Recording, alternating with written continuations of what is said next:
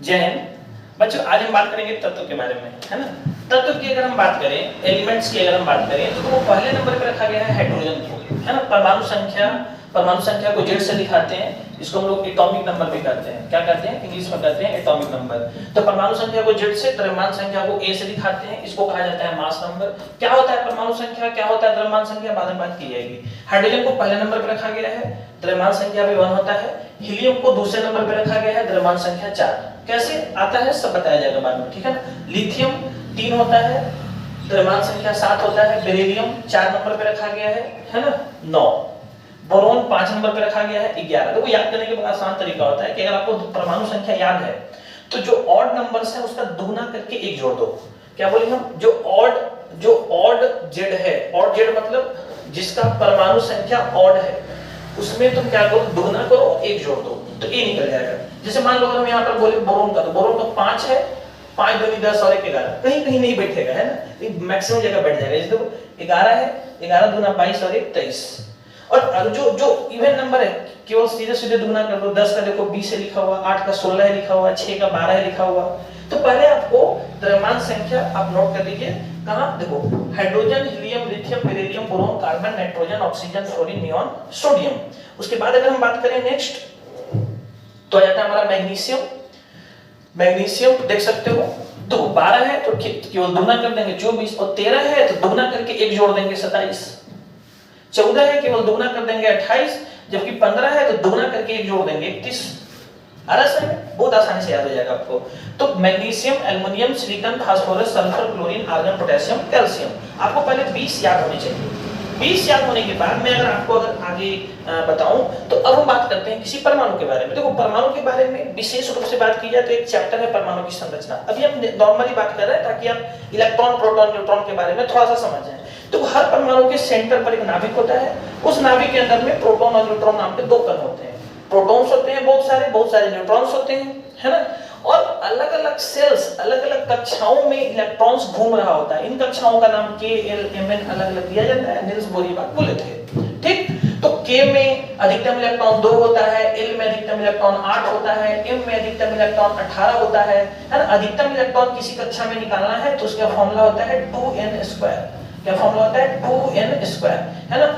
तो आप अलग-अलग कक्षाओं में इलेक्ट्रॉन की संख्या को निकाल सकते हैं। तो हम जो ये दिखा रहे हैं ये सब इलेक्ट्रॉन्स है ना, और बीच में कौन रहता है? हमारा प्रोटॉन्स और न्यूट्रॉन। इसका मतलब कि कोई जो परमाणु है वो किससे बना हुआ है? पेन से बना हुआ है। किससे बना हुआ है? पेन से।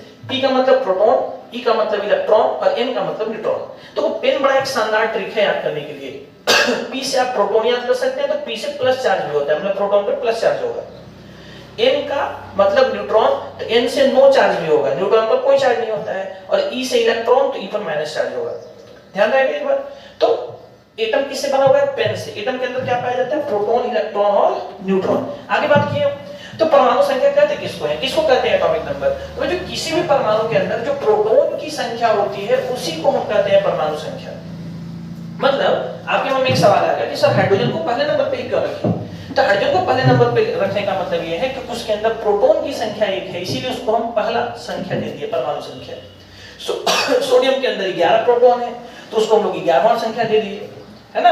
और कैल्शियम के अंदर 20 प्रोटॉन है, इसीलिए उसको हम लोग 20वां नंबर दिए, है ना। तो प्रोटॉन की संख्या के आधार पर हम लोग ये बताए हैं कि कितना कितना उसका संख्या होगा। परमाणु संख्या उसी को कहा जाता है, प्रोटॉन की संख्या को परमाणु संख्या कहते हैं।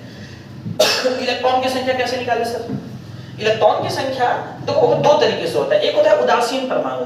क्या होता है? उदासीन परमाणु। उदासीन परमाणु मतलब उसके ऊपर कोई आवेश नहीं हो, तो उस समय इलेक्ट्रॉन की संख्या प्रोटॉन की संख्या के बराबर होती है। जितना इलेक्ट्रॉन की संख्या होगी, मतलब जितना प्रोटॉन की संख्या होगी उतनी ही इलेक्ट्रॉन की संख्या होगी। और तुमको पता है प्रोटॉन की संख्या Z के बराबर होती है। Z मतलब परमाणु संख्या। और अगर आवेशित परमाणु है, अगर आवेशित परमाणु के ऊपर कोई आवेश है, तब इलेक्ट्रॉन की संख्या प्रोटॉन की संख्या के बराबर नहीं होगी, मतलब ये Z के बराबर नहीं होगी। तो किसको कहते हैं सर? किसको कहते हैं उदासीन परमाणु, किसको कहते हैं आवेशित परमाणु? तो केवल अगर सीधा सीधा एलिमेंट लिखा है, जैसे नाइट्रोजन, कोई प्लस माइनस आवेश नहीं दिख रहा, मतलब ये उदासीन परमाणु है। ऑक्सीजन ये उदासीन परमाणु है। लेकिन नाइट्रोजन के ऊपर हम लिख दे प्लस, ये आवेशित परमाणु है। नाइट्रोजन के ऊपर लिख दे माइनस, ये आवेशित है।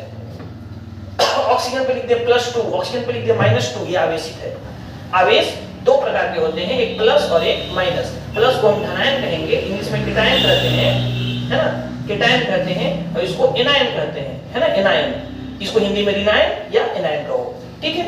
अगर हम आगे बात करें कि सर ये परमाणु के ऊपर आवेश आता कैसे है, कैसे आता है आवेश, तो जो दो तरीके से आवेश आता है, या यदि परमाणु अपना इलेक्ट्रॉन निकाल दे, परमाणु के अंदर से इलेक्ट्रॉन निकल जाए तो आवेश आएगा, परमाणु के द्वारा इलेक्ट्रॉन ग्रहण कर लिया जाए तो आवेश आएगा।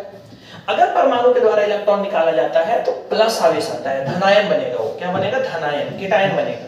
और परमाणु के द्वारा अगर इलेक्ट्रॉन ग्रहण किया जाए, ध्यान रखिएगा, एक्सेप्ट किया जाए तो माइनस आवेश आएगा, उसको ऋणायन बनेगा वहां से। जैसे देखिए सोडियम को हम एक इलेक्ट्रॉन निकाल दिए, सोडियम में से एक इलेक्ट्रॉन निकाल दिए, अभी आपको हम बता चुके कि हर एलिमेंट में, हर तत्व में प्रोटॉन, इलेक्ट्रॉन्स और न्यूट्रॉन्स होते हैं। तो हम केवल इलेक्ट्रॉन्स को निकालेंगे जो बाहरी कक्षा में घूम रहा है, नाभिक के अंदर से प्रोटॉन न्यूट्रॉन निकालना मुश्किल होता है।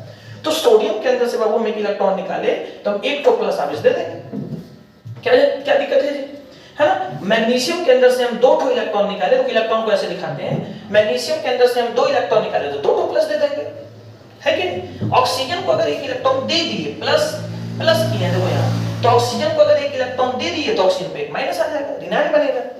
ऑक्सीजन को दो दे दिए तो दो माइनस आ जाएगा, नाइट्रोजन को तीन इलेक्ट्रॉन दे दिए तो तीन माइनस आ जाएगा, क्या दिक्कत है ना। आगे अगर हम बात करें तो अब आता है हमारा द्रव्यमान संख्या। द्रव्यमान संख्या को बच्चों हम लोग मास नंबर कहते हैं, ये रिलेटेड होता है मास से, द्रव्यमान से, बाद में बात करेंगे आगे, है ना। तो जो न्यूक्लियस के अंदर, नाभिक के अंदर जो प्रोटॉन और न्यूट्रॉन्स पाए जा रहे हैं उनकी संख्या को मिला के कहते हैं द्रव्यमान संख्या, और प्रोटॉन प्लस न्यूट्रॉन को न्यूक्लियॉन भी कहते हैं। क्या कहते हैं, मिला के न्यूक्लियॉन कहते हैं, है ना। प्रोटॉन और न्यूट्रॉन दोनों को मिला के क्या कह सकते हैं, न्यूक्लियॉन। देखो न्यूट्रॉन कैसे निकालेंगे, तो n बराबर, ये p इधर जाएगा तो a माइनस p हो जाएगा, मतलब न्यूट्रॉन की संख्या निकालने के लिए हमको a माइनस p करना होगा। आपको पहले बता चुके हैं कि प्रोटॉन की संख्या किसके बराबर, प्रोटॉन की संख्या को z कहते हैं, प्रोटॉन की संख्या को एटॉमिक नंबर कहते हैं, है कि नहीं। तो यहां से हम बोल सकते हैं कि n बराबर हो गया a माइनस z, n बराबर a माइनस z, नाज, n बराबर, याद रखिएगा कभी भी हमको न्यूट्रॉन निकालना है तो क्या लगाएंगे, नाज, n बराबर a माइनस z। इसे सोडियम के अंदर इलेक्ट्रॉन, प्रोटॉन और न्यूट्रॉन बताना है, तो आपको कुछ नहीं करना है, आपको सोडियम का z लिखो, z कितना होता है 11। अब देखो ये कैसा है, उदासीन है, उदासीन है, कोई प्लस नहीं कोई माइनस नहीं, जितना प्रोटॉन उतना ही इलेक्ट्रॉन। प्रोटॉन किसके बराबर होता है, z के बराबर होता है, तो प्रोटॉन की संख्या 11, इलेक्ट्रॉन की संख्या भी 11 हो जाएगी, और न्यूट्रॉन n बराबर a माइनस z, नाज, ये आप लिखिएगा जाके पीछे 23 होता है, द्रव्यमान संख्या 23 होता है, पीछे आपको बताया थे, है ना, पीछे। और z इसका कितना होता है 11, घटा दो तो आ जाएगा 12। और बात करते हैं, देखो अगर मान लो हम बात करें फास्फोरस के अंदर इलेक्ट्रॉन, प्रोटॉन, न्यूट्रॉन, तो फास्फोरस का z बता दो जी, तो हो जाएगा 15। तो फास्फोरस में कोई आवेश है क्या, कोई आवेश नहीं है, तो सर प्रोटॉन भी कितना 15, इलेक्ट्रॉन भी कितना 15। न्यूट्रॉन कैसे निकालते हैं, नाज, कैसे निकालते हैं, नाज, a कितना होता है इसका 31, 15 दूना 30 और 31 बोले थे, ऑर्डर है अगर डबल करके एक जोड़ देना तो a निकल गया 31 और z कितना होता है 15, तो न्यूट्रॉन की संख्या आ गई 16। आगे बात करते हैं मैग्नीशियम प्लस 2, देखो ये आवेशित है, ये आवेशित है, तो z तो उतना ही होगा, z होता है 12, तो प्रोटॉन तो कंफर्म है कि 12 होगा। अब इलेक्ट्रॉन जो है वो 12 होता, कब होता, जब ये +2 नहीं होता। अब ये दो इलेक्ट्रॉन निकलने का संकेत है, +2 का मतलब इलेक्ट्रॉन निकला होगा, क्योंकि धनायन जो बनता है वो इलेक्ट्रॉन निकलने से बनता है। तो 12 में से हम क्या करेंगे, 2 घटा देंगे, 2 घटा देंगे तो 10 इलेक्ट्रॉन मिला। और न्यूट्रॉन तो जैसे निकल रहा था जी, नाज, तो a कितना है इसका, a होता है 24, तो 24 में से कितना घटा दिए 12, z का मान 12 होता है, तो कितना आ जाएगा ये 12। मतलब आवेश होने से केवल इलेक्ट्रॉन की संख्या में परिवर्तन होता है, न कि प्रोटॉन और न्यूट्रॉन की संख्या में परिवर्तन होता है। और आगे बात करें क्या, देखो नाइट्रोजन 3 के अंदर इलेक्ट्रॉन, प्रोटॉन और न्यूट्रॉन की संख्या, नाइट्रोजन का बताओ z कितना, तो z होता है 7, तो प्रोटॉन भी कितना 7, इलेक्ट्रॉन 7 होना चाहिए था, 7 होना चाहिए था, लेकिन 7 होगा नहीं, क्यों, क्योंकि आवेश है। अब 3 माइनस आवेश है, 3 माइनस आवेश मतलब 3 इलेक्ट्रॉन आया, 3 इलेक्ट्रॉन आया मतलब 3 जोड़ दो तो 7 और 3 10, इलेक्ट्रॉन हो जाएगा 10।